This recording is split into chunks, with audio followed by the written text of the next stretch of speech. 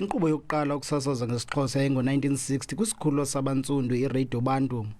Phakathi kwi-90s iRadio Xhosa yayizinze eQonce, yadibana neRadio Transkei kwakunye neRadio Ciskei.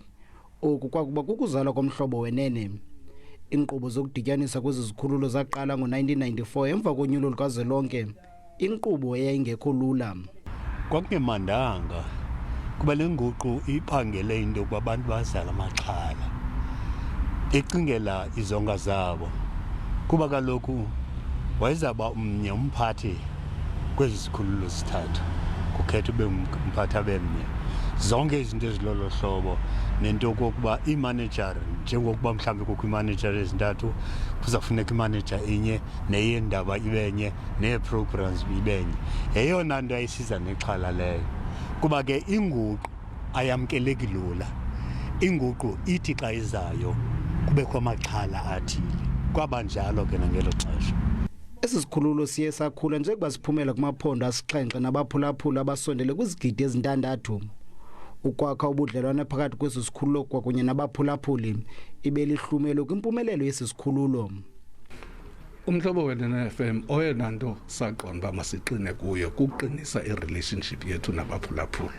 Sicreate lento kuthiwa yi-loyalty abaphulaphuli abangamameli tu esinye isitishi ngaphandle koMhlobo Wenene, kodwa singayekanga kwelinye icala uba ukuze sikwazi uba sibe relevant funeka sibe khona nakwezi platforms utshintsho lukho kuzo, ngoba kaloku funeka sihlale sisisitishi esirelevant. Kodwa siyenze loo nto sihamba nabaphulaphuli bethu aba bayintsika yethu apha kwi-radio le, which is the one ekuthiwa yi-traditional radio. Simove nabo to i-social media, sihambe kunye ngexesha elinye naba baphulaphuli baloyal apha esitishini. Esi sikhululo kunyanzeleke senze inguqu ukumelana nokhuphiswano lezinye izikhululo kuquka nobuxhakaxhaka bale mihla. Amava kunye nokuqeshwa kolutsha kulenze iziko losasazo libe ngungqaphambili kwezosasazo. Utshintsho alibambeki lula, so nathi sincedwe ngabafana abatsha baye bakhule nayo bangayoyiki.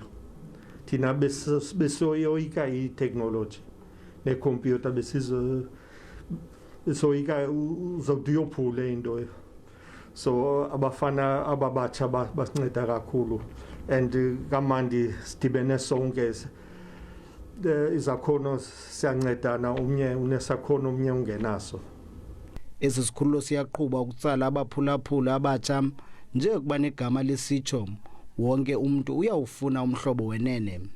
Kwiindaba ze-SABC ndingumcebisi Ngqina, ndiseGqeberha.